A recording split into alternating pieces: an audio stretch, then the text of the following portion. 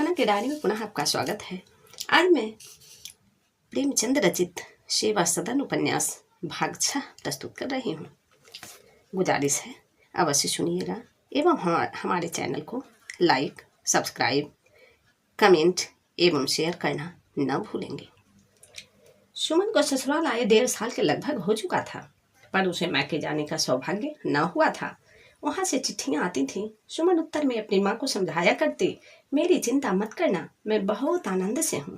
पर अब उसके उत्तर अपनी विपत्ति की कथाओं से भरे होते थे।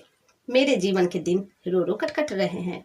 मैंने आप लोगों को क्या बिगाड़ा था कि मुझे इस अंधे कुएं में ढकेल दिया। यहाँ न रहने को घर है, न पहनने को वस्त्र, न खाने को अन्न, पशुओं की भांति रहते हूँ। उसने अपने पड़ोसियों से मायके का बखान करना छोड़ दिया। कहाँ तो उनसे अपने पति की सराहना किया करती थी, कहाँ अब उसकी निंदा करने लगी। मेरा कोई पूछने वाला नहीं है। घर वालों ने समझ लिया कि मर गई।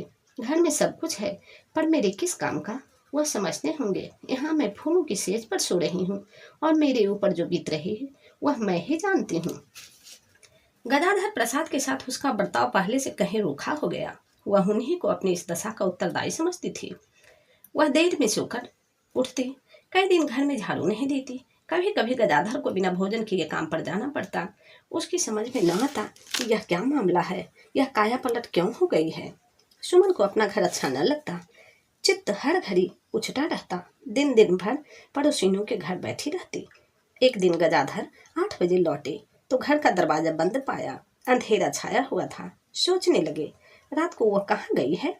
अब यहाँ तक नौबत पहुँच गए। किवाड़ खटखटाने लगे कि कहीं पड़ोस में होगी तो सुनकर चली आवेगी। मन में निश्चय कर लिया था कि आज उसकी खबर लूंगा। सुमन उस समय भोली बाई के कोठे पर बैठी हुई बातें कर रही थी। भोली ने आज उसे बहुत आग्रह करके बुलाया था। सुमन इनकार कैसे करती। उसने अपने दरवाजे का खटखटाना सुना तो घबरा कर उठ खड़ी हुई और भागी हुई अपने घर आई। बातों में उसे मालूम ही न हुआ कि कितनी रात चली गई। उसने जल्दी से किवाड़ खोले, चकचक दिया जलाया और चूल्हे में आग जलाने लगी। उसका मन अपना अपराध स्वीकार कर रहा था। एकाएक गदाधर ने क्रुद्ध भाव से कहा, तुम इतनी रात तक वहां बैठी क्या कर रही थी? क्या लाज शर्म बिल्कुल घोल कर पी ली है? सुमन ने दीन भाव से उत्तर दिया। उसने कई बार बुलाया तो चली गई। कपड़े उतारो, अभी खाना तैयार हुआ जाता है। आज तुम और दिनों से जल्दी आए हो। गदाधर, खाना पीछे बनाना, मैं ऐसा भूखा नहीं हूँ। पहले यह बताओ कि तुम हम मुझसे पूछे बिना गई क्यों? क्या तुमने मुझे बिल्कुल मिट्टी का लोंदा ही समझ लिया है? सुमन, सारे दिन अकेले इस कुपी में बैठे भी तो नहीं रहा जाता। गदाधर, तो इसलिए अब बेस्याओं से मेलजोल करोगी? तुम्हें अपनी इज्जत आबरू का भी कुछ विचार है? सुमन, क्यों? भोली के घर जाने में कोई हानि है? उसके घर तो बड़े बड़े लोग आते हैं, मेरी क्या गिनती है? गदाधर, बड़े बड़े भले ही आवे, लेकिन तुम्हारा वहां जाना बड़ी लज्जा की बात है। मैं अपनी स्त्री को वेश्या से मेलजोल करते नहीं देख सकता। तुम क्या जानती हो कि जो बड़े बड़े लोग उसके घर आते हैं वे कौन लोग हैं? केवल धन से कोई बड़ा थोड़े ही हो जाता है। धर्म का महत्व धन से कहीं बढ़कर है। तुम उस मौलूद के दिन जमात देखकर धोखे में आ गई होगी, पर यह समझ लो कि उनमें से एक भी सज्जन पुरुष नहीं था। मेरे सेठ जी लाख धनी हूँ, पर उन्हें मैं अपनी चौखट न लांघने दूंगा। यह लोग धन के घमंड में धर्म की परवाह नहीं करते। उनके आने से भोली पवित्र नहीं हो गई है। मैं तुम्हें सचेत कर देता हूँ कि आज से फिर कभी उधर मत जाना, नहीं तो अच्छा न होगा। सुमन के मन में बात आ गई। ठीक ही है, मैं क्या जानती हूँ कि वह कौन लोग थे। धनी लोग तो बेस्याओं के दास हुआ ही करते हैं। यह बात राम भोली भी कह रही थी। मुझे बड़ा धोखा हो गया था। सुमन को इस विचार से बड़ा संतोष हुआ। उसे विश्वास हो गया कि वे लोग प्रकृति से विषय वासना वाले आदमी थे। उसे अपनी दशा उतनी दुखदायी न प्रतीत होती थी। उसे भोली से अपने को ऊंचा समझने का आधार मिल गया था। सुमन को धर्मनिष्ठा जागृत हो गई। सुमन की धर्मनिष्ठा जागृत हो गई। वह भोली पर अपनी धार्मिकता का सिक्का जमाने के लिए नित्य गंगा स्नान करने लगी। एक रामायण मंगवाई और कभी कभी अपने सहेलियों को उसकी कथा सुनाती, कभी अपने आप उच्च स्वर में पढ़ती। इससे उसकी आत्मा को तो क्या शांति होती, पर मन को बहुत संतोष होता था। चैत का महीना था। रामनवमी के दिन सुमन कई सहेलियों के साथ एक बड़े मंदिर में जन्मोत्सव देखने गई। मंदिर खूब सजाया हुआ था। बिजली की बत्तियों से दिन का सा प्रकाश हो रहा था।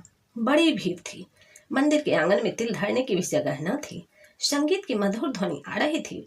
सुमन ने खिड़की से आंगन में झांका तो क्या देखती है कि वही पड़ोसिन भोली बैठी हुई गा रही है।